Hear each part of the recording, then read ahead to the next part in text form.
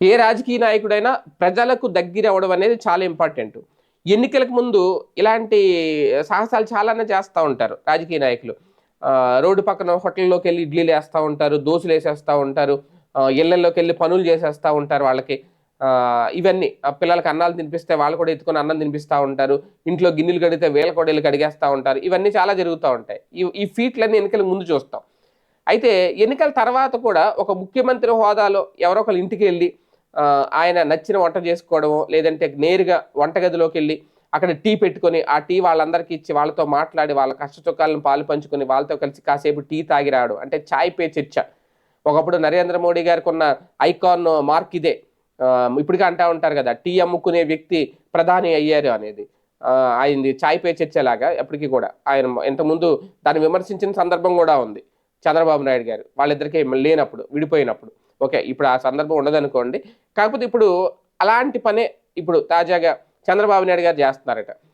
ఎక్కడికైనా వెళ్ళినప్పుడు అక్కడ దగ్గరలో వాళ్ళ ఇంటికి ఎవరో ఒకళ్ళ ఇంటికి వెళ్ళడం సడెన్‌గా. ఎందుకంటే ఒక ముఖ్యమంత్రి స్థాయి వ్యక్తి ఇంటికొచ్చారంటే వాళ్ళు చాలా హ్యాపీగా ఫీల్ అవుతారు. నేరుగా వాళ్ళ కిచెన్‌లోకెళ్ళడం, అక్కడ ఏది రెడీగా ఉంటది. లేదంటే మరి ముందే అక్కడ పాల ప్యాకెట్ ఇవన్నీ రెడీ చేసి పెడుతున్నారో లేదో తెలీదు. అక్కడ టీ పెట్టడం, ఆ టీ తాగుతూ వాళ్ళతో ముచ్చటించడం. ముఖ్యమంత్రి మా ఇంటికొచ్చి టీ పెట్టారు అంటే ఇంకా అది మామూలు విషయం గాదు కదా! ఇప్పుడు తాజాగా గుంటూరు జిల్లాలో అదే జరిగింది. ఒక గుంటూరు అనే గాదు, చిత్తూరు అనే గాదు, ఎక్కడైనా సరే నేరుగా ఆయన మొత్తం రాష్ట్రానికే ముఖ్యమంత్రి గాబట్టి ఏ ఇల్లైనా తనదే అన్నట్టుగా వెళ్తున్నారట. అక్కడ స్టవ్ మీద టీ పెట్టి వాళ్ళకిచ్చి, వాళ్ళతో మాట్లాడి ముచ్చటించొస్తున్నారు. సంక్రాంతి ఒక రోజు ముందు తిరుచానూరులో ఏజీఎన్‌పీ ప్రథమ వారు అమర్చిన డొమెస్టిక్ పైప్‌లైన్ నేచురల్ గ్యాస్ సరఫరాను ప్రారంభించిన తర్వాత లబ్ధిదారులతో మాట్లాడుతూ ఆయన చేసిన పనిదే. అక్కడ దగ్గరలో ఉన్న ఒక ఇంటికి వెళ్లి, లోపలికి వెళ్లి ఆయన నేరుగా ఆయనే టీ పెట్టారట. వాళ్ళతో ఆ ఇంట్లో ఉన్న వాళ్ళతో మాట్లాడి కాసేపు వాళ్ళ కష్ట సుఖాలు తెలుసుకొని నేనున్నాను అంటూ ఒక భరోసా ఇచ్చైతే బయటకొచ్చారు. మామూలుగా అంటే సినిమాల్లో చూస్తా ఉంటాం ఇలాంటి. ఇప్పుడు రియల్‌గా. దాంతో ఏంటంటే ప్రజలతో ఒక ముఖ్యమంత్రి చాలా సాధారణంగా మమేకం అవ్వడం అంటే ప్రజలు మనసు దోచుకోవడమే అవుతది.